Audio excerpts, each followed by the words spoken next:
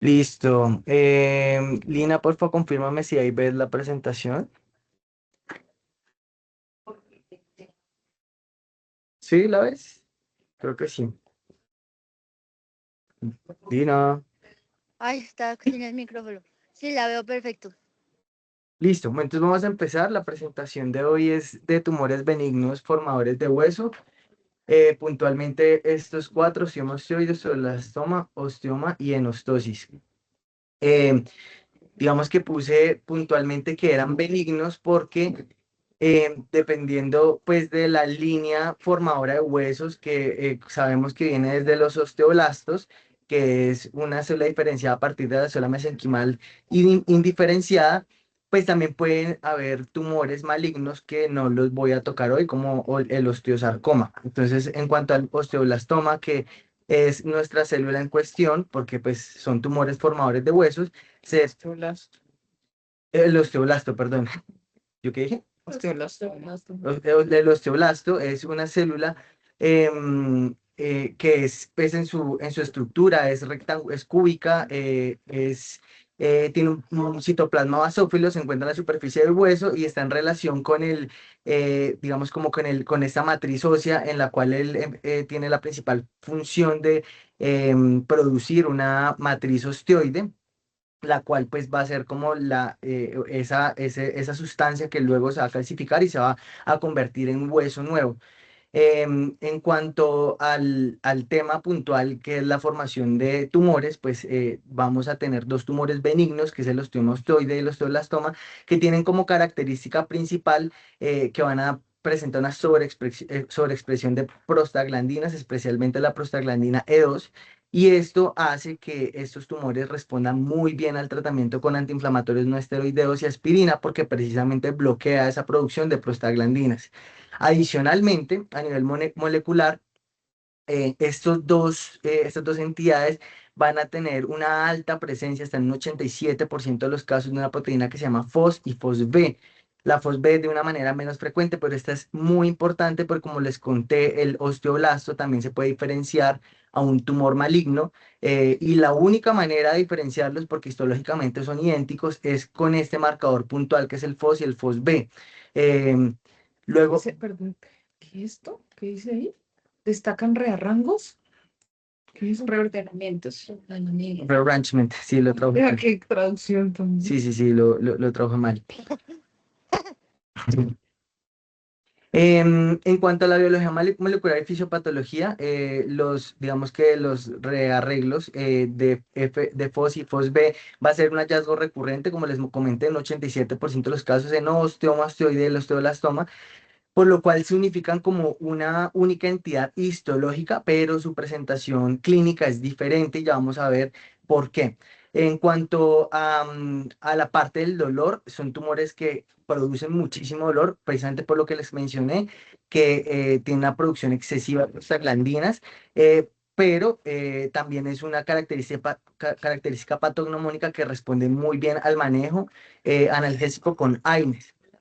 La otra vía importante que vamos a ver asociada a los tumores formadores de hueso es la vía del WNT y la beta-catenina. Esto está asociado a unas mutaciones que son las mutaciones APC, y esta puntualmente está asociada al síndrome de Gardner, que ya también vamos a ver que tiene una relevancia clínica importantísima, no con el osteoblastoma ni el osteoma osteoide, pero sí con el osteoma, y ya vamos a ver por qué.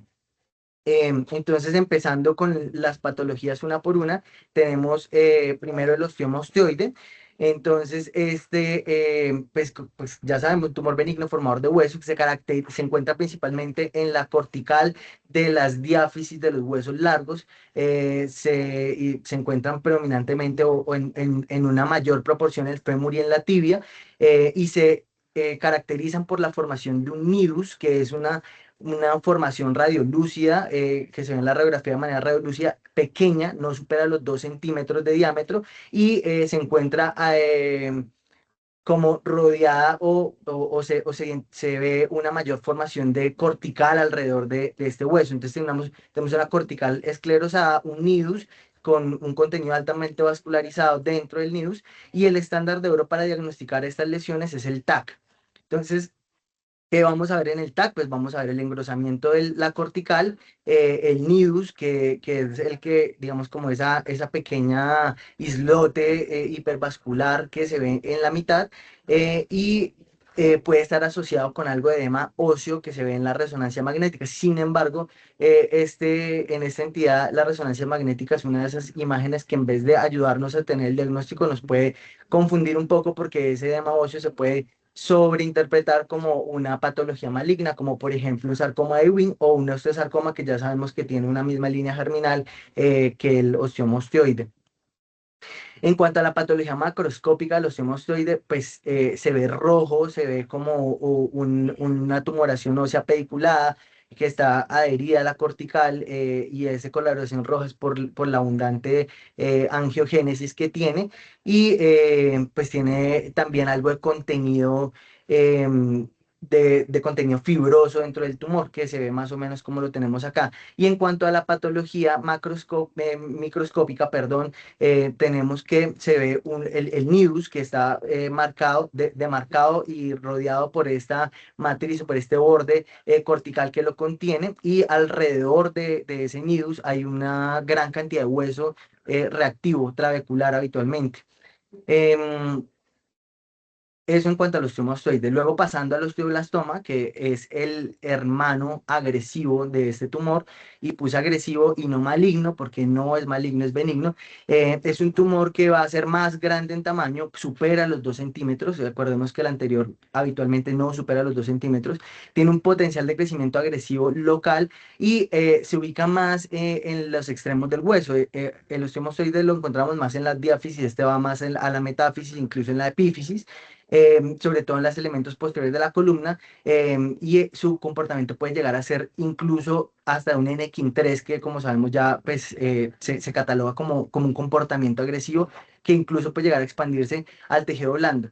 Sin embargo, acá van a empezar a tomar relevancia las características que lo van a diferenciar de su hermano maligno, que es el osteoblastoma, el osteosarcoma, perdón, que es que este sí respeta la cortical. La reacción perióstica la llaman como una reacción perióstica cortical benigna, que pues básicamente es que no rompe la cortical, la respeta y está contenido. Tiene también una matriz intralesional mineralizada, que también se va a ver como ese patrón mineralizado que vemos en la radiografía a la derecha, y se ve como un patrón geográfico bien circunscrito. Entonces, el manejo habitual de este tumor es la ablación por radiofrecuencia, que es, perdón un segundito, admito a Kelly.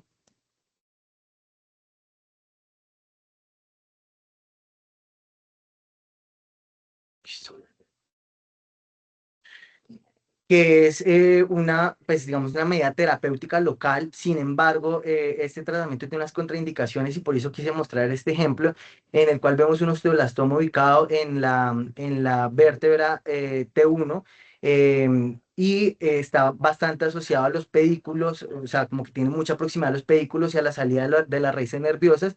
Y por ejemplo, en este es un caso en el cual la radiofrecuencia por ablación está completamente contraindicada porque podría generar una lesión radiológica. Entonces, neurológica, perdón, y en este caso, pues lo que se haría es una excisión local, como la que vemos que se realiza en este caso, en el cual se hace un abordaje posterior, se identifica la lesión, luego se hace una resección y ahí en la lámina H vemos el espécimen de resección, luego vemos la histología, que como ya hemos mencionado, son muchos, múltiples osteoblastos reactivos, y pues la fijación profiláctica, obviamente, de esta zona del cuerpo de la columna vertebral, perdón, para evitar fracturas posteriores por insuficiencia después de resecar el tumor. Em, en cuanto a la histología, vemos que tiene digamos, como un reborde que delimita la región tumoral, en comparación con el hueso reactivo trabecular sano que está alrededor. Y dentro, pues se ve una expresión de la proteína FOS, que fue la que les mencioné anteriormente, que es la que es patognomónica del osteoblastoma y del osteomostoide y lo diferencia de una patología maligna. Entonces, el osteosarcoma no tiene FOS ni FOSE. En esta foto, en este ejemplo, en esta lámina, en la lámina que se ve en la esquina inferior derecha es la sobreexpresión de la proteína FOS, pues con la inmunohistoquímica, pues que obviamente no lo sabemos identificar nosotros, pero pues esa es. Entonces, en este punto quise hacer un pequeño pare para hacer una comparación en los dos tumores que hemos tocado hasta el momento, que es el osteoma osteoide y el osteoblastoma, para diferenciarlos un poco de los dos que vienen. Entonces, el osteoma osteoide típicamente menos de 2 centímetros, el osteoblastoma típicamente más de 2 centímetros. La mineralización central se ve sobre todo en el osteoblastoma. La reacción perióstica es mínima, pero se considera una expansión cortical, una reacción perióstica benigna. Entonces, sí abomba la cortical, pero la respeta frecuentemente. Em, Hay un signo que lo llaman el signo del vascular growth sign, que se ve sobre todo en los tomastoides, que se ven como unas terminaciones puntiforme que se continúan con el hueso trabecular en digamos como que pues en las diáfisis, y habitualmente son lesiones localizadas y no tienen como que diseminación ni local ni sistémica claramente, porque son lesiones benignas. En cuanto a la siguiente entidad, que es la enostosis o isla ósea, y la llaman isla ósea porque tiende a generar como una isla de hueso cortical dentro del hueso trabecular, y se ve más o menos de esta manera. Es, como vemos acá, un corte axial de una tomografía de pelvis, y en la pared posterior del acetábulo izquierdo se ve dentro del hueso trabecular una isla, literalmente, de hueso maduro, eh, que simula el hueso cortical. Se dan cuenta, tiene la misma densidad ósea del hueso cortical, y esta va a ser otra característica muy importante. Entonces, si ustedes se acuerdan, en la tomografía se ve la captación, sí, como la captación de rayos X de acuerdo a unas unidades que se llaman las unidades de Hounsfield. Esas unidades de Hounsfield identifica qué tanto, cuánta radiación o qué tanto, pues sí, radiación absorbe el hueso.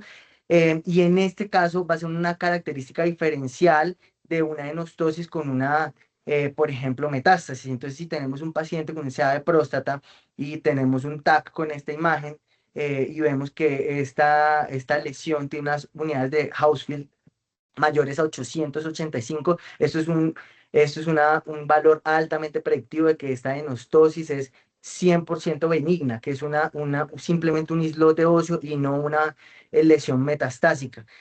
Además, genera este patrón de Rose Thorn o bordes espiculados, que son como ustedes ven en los bordes de la lesión, como que se extiende como espinas y se continúa con el hueso trabecular de la lesión. Y habitualmente estas lesiones en una gammagrafía ósea son frías, no captan. Entonces, esas son digamos, las tres características que nos van a hacer pensar en que esta lesión, cuando la veamos, es una lesión benigna y no una metástasis, y nos va a ayudar a diferenciarla. Sin embargo, hay una patología que nos va a confundir. Bueno, acá nuevamente el Rose Thorn, como pues en un calcáneo. También podemos tener unas enostosis atípicas. Estas, pues claramente al ser atípicas, son muchísimo menos frecuentes, pero típicamente la enostosis es una lesión que no crece, pero digamos que en estas atípicas puede haber un crecimiento de incluso más del 25%, y puede haber algo de captación en la gammagrafía. Sin embargo, acá se mantienen, por lo menos en este reporte, en esta serie de casos que publicaron en 2020, en la que reportaban 10 casos de enostosis atípica, mostraban que el factor predictivo más importante para determinar que una lesión de estas era benigna eran las unidades de Hounsfield, que ya les había mencionado, que si es por encima de 885, son asociadas a una patología benigna. Si está por debajo de eso, es mejor hacer una biopsia para descartar. Sin embargo, obviamente, pues si uno tiene una lesión como estas que capta, que está aumentando de tamaño, pues también lo mejor es biopsiarla, porque pues se está comportando de una manera atípica, distinto a como pasa con las enostosis habitualmente. Entonces, llevamos tres entidades hasta ahora: el osteomastoide, menos de 2 centímetros y altamente vascular, rodeado de esclerosis. El osteoblastoma es expansivo, a bomba la cortical, es de más de 2 centímetros, con menor esclerosis periférica, y la enostosis, que se ve como un amartoma, hueso cortical maduro intramedular, sin proliferación significativa. Em, digamos que no he tocado mucho las estrategias terapéuticas, planeaba mencionarlas un poco más a fondo más adelante en un cuadro comparativo. Sí, ojo, porque cuando estabas hablando del osteoblastoma, hablaste que el manejo gold estándar era la ablación por radiofrecuencia en el osteoblastoma y realmente es en el osteomastoide. ¿Esto? Ok, Ojo con eso, porque con el osteoblastoma sí es más la parte de la reacción quirúrgica. Cuando nos estamos hablando de ese osteoblastoma, los osteoblastomas sí tienen como una gran predilección por las estructuras posteriores a nivel vertebral, así como el hueso apendicular, pero en este caso los osteoblastomas son más que todo en la resección quirúrgica grande en bloque amplio. El osteomastoide sí, la ablación por radiofrecuencia. perfecto. Gracias y qué pena por la confusión.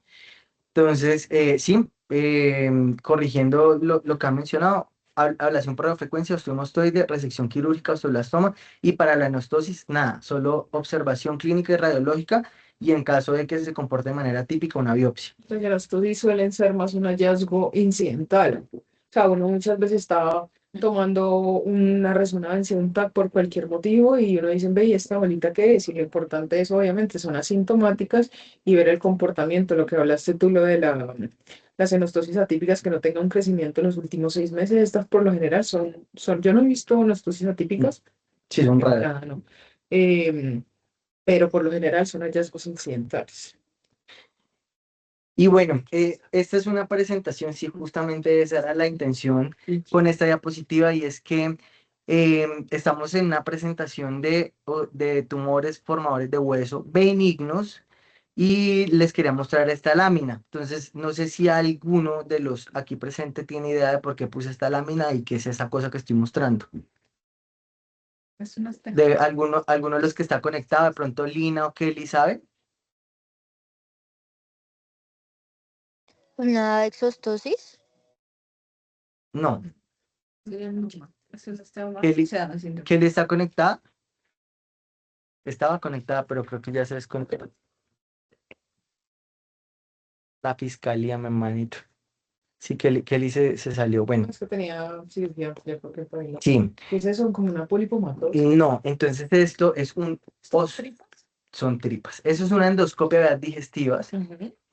Lo de la izquierda es una tomografía con reconstrucción en 3D con múltiples osteomas. Entonces, ¿cuál es la diferencia de un osteoma con un osteoma osteoide? Pues que el osteoma no tiene matriz osteoide, es hueso.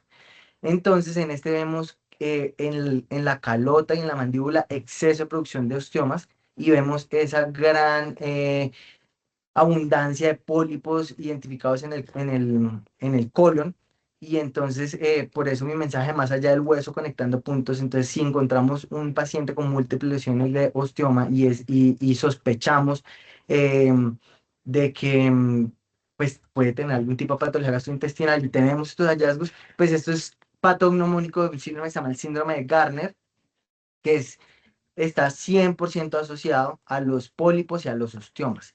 Eso tiene una relevancia clínica muy importante, y es que si nosotros vemos esto en un paciente menor a 40 años, podríamos literalmente salvarle la vida, porque estos pacientes, el 100% desarrollan adenocarcinoma de colon después de los 40 años.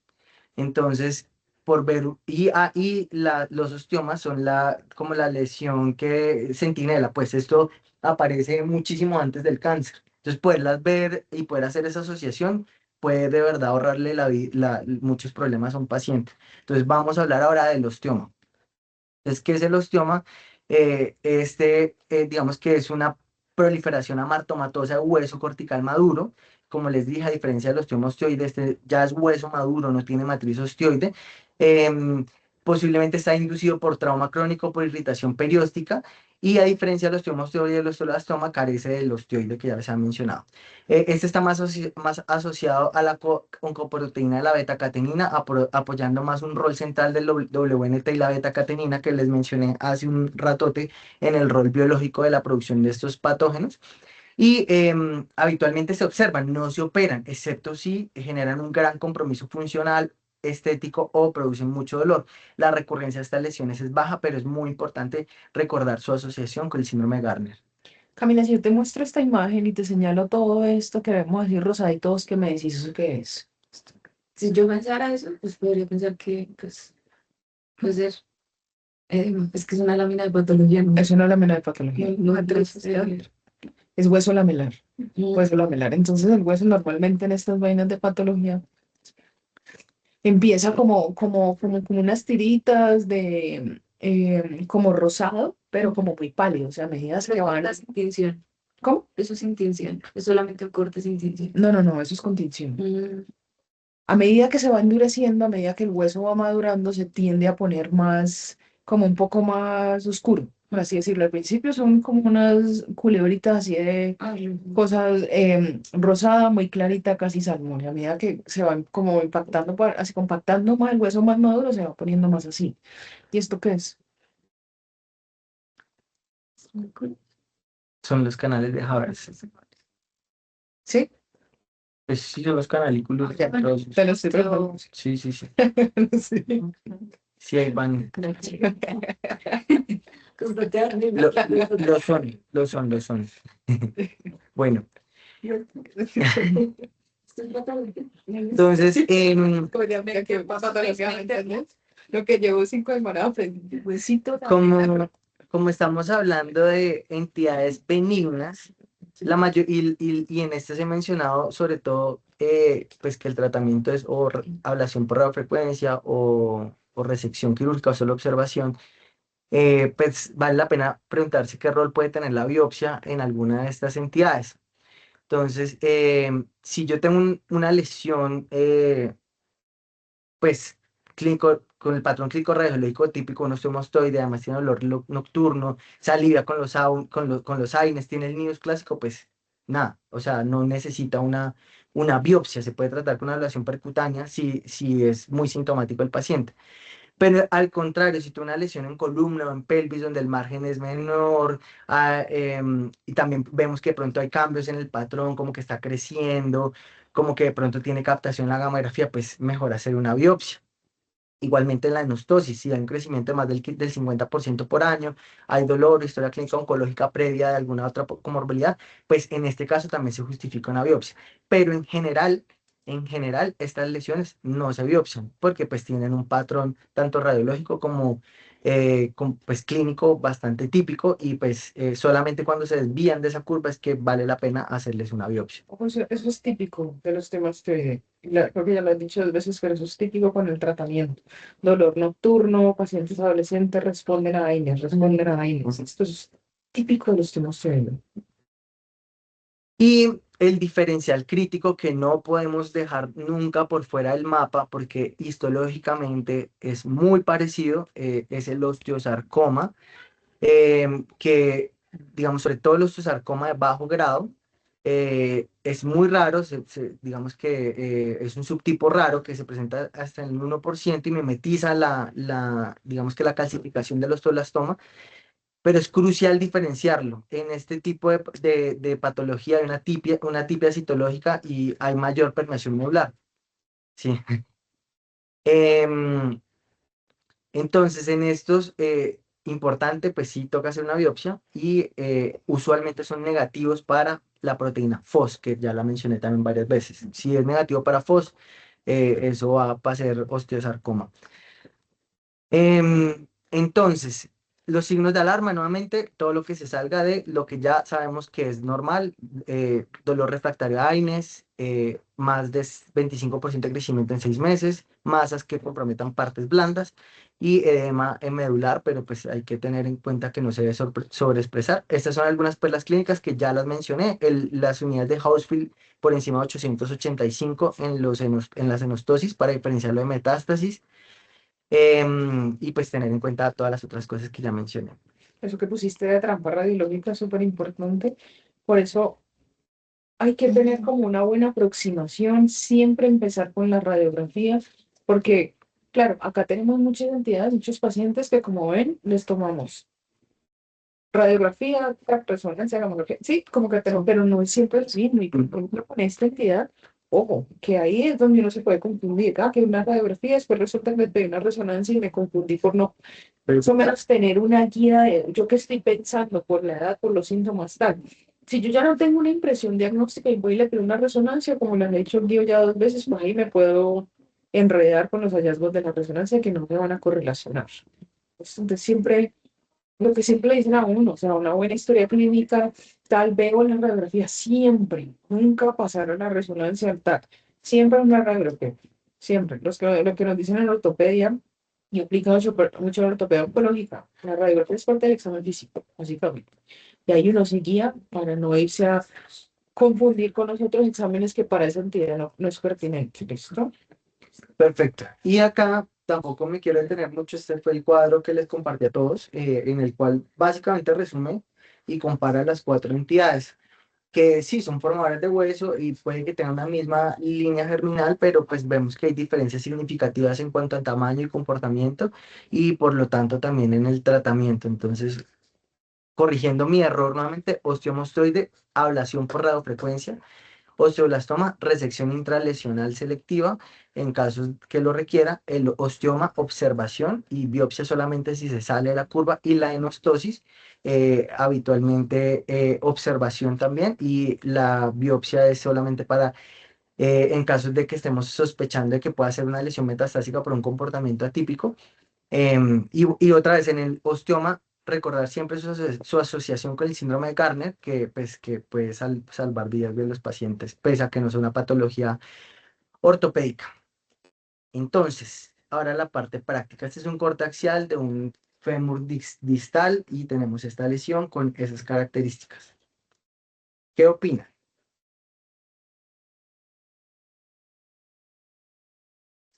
Glioblastoma, ¿no? Por la localización. ¿Y por qué más? Y porque no altera la cortical no está rota, está en la localización, que tal vez también lo vemos con Autor Franco, que es muy característica en el fémur distal, en la parte posterior, la producción pues de la matriz. eh, y pues es una lesión que no tiene reacción perióstica. Sí, sí, exacto. Este es un osteoblastoma por su mineralización intralesional que lo diferencia un poquito del osteomosteoide, también la localización, el tamaño, claro, no lo medí, pero pues se ve que es más de 2 centímetros y está sobre todo en la parte posterior de los huesos largos en sus extremos. ¿Algo más para adicionar ahí? ¿No? No, pues que uno aquí pues no lo puede medir, pero pues obviamente si vos ves toda digamos que el diámetro de todo lo que hace el fémur distal y ocupa más de la mitad, pues uno dice eso ya abajo se ve que es más de 1,5, 2, que es el punto de corte para osteomostoide y osteoblastoma. Excelente. En esta imagen, digamos que acordémonos de la trampa radiológica que les mencioné. ¿Ustedes dicen que esta imagen es maligna o benigna? Yo creo que esa imagen es benigna, porque pues, primero, a pesar de todo, pues, o sea, obviamente se ve muy dramático ahí, pero tiene es una lesión geográfica, tiene bordes definidos, probablemente también en cuanto a la medición no es tan grande, pero uno podría, Grande sí es grande, pero igual uno también podría, o sea, no confundirse, y pues obviamente aquí no puedo decir si es un patrón permeativo y eso, porque no, Sí, exacto. no está permitido. Este es solo una resonancia, entonces obviamente nos limita porque uno piensa que ya con la resonancia lo tuve todo, pero no, uno se puede fácilmente confundir con esa imagen y pensar que es una imagen maligna. Sin embargo, sí, las características que ya hemos mencionado y pues ya les ha mostrado el TAC también, que es el mismo caso. Este es un patrón geográfico con una zona de transición pues delgada, pero pues está allí, no está respetando la cortical y tiene hueso rodeando el tumor.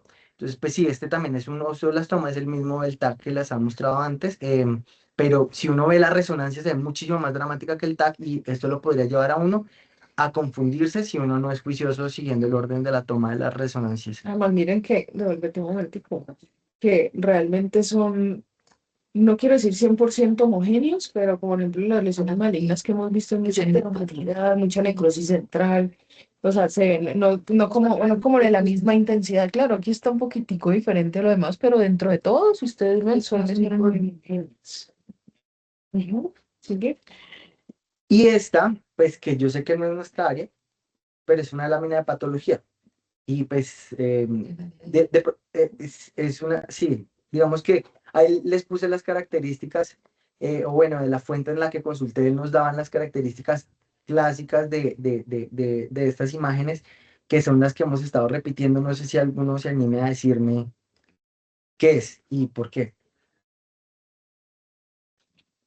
Está el Pues hueso podría lamelar. ser tanto el osteomastoide como el osteoblastoma, ¿no?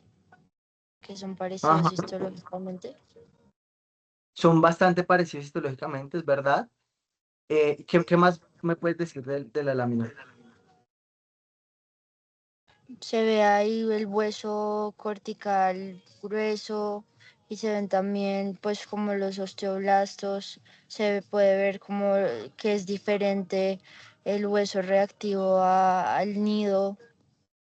Sí, que es este de acá, el activo y el de afuera es el entonces, sí, exacto. Estos son osteoblastos abombados que pues, son patológicos claramente, y esta imagen puede corresponder o a un osteomostoide o a un osteoblastoma porque histológicamente son muy parecidos. Sin embargo, pues esta imagen era un osteoblastoma, pues la quise traer ahí para eso. Y radiológicamente acá sí tenemos diferencias claras. ¿Alguno me puede decir la de la izquierda qué es y la de la derecha qué es? Y ahí nuevamente claramente está definido cuál es la diferencia radiológica. Uno tiene una zona de transición delgada, el otro tiene un nidus radiológico. ¿A cuál correspondía cada uno? Esto las toman de la izquierda Ajá, y estamos de la derecha. exactamente. Entonces, acá tenemos, pues sí, esa diferencia. El tamaño también, vemos que el osteoblastoma se ve muchísimo más grande que el osteomostoide, el nidus, y la esclerosis, que está delimitando la lesión. Y histológicamente, muy parecidas también. Entonces, por eso acá hacían nuevamente la comparación de cómo se identificaba tanto el hueso trabecular como el estroma fibrovascular y los osteoblastos abombados o grandotes. Y por último, para ya cerrar la presentación, ¿alguien se anima a decirme esto qué es y por qué? Eso sí, pues es una lesión con un patrón un poco, pues un patrón permeativo. Vemos allá arriba pues el triángulo de Codman.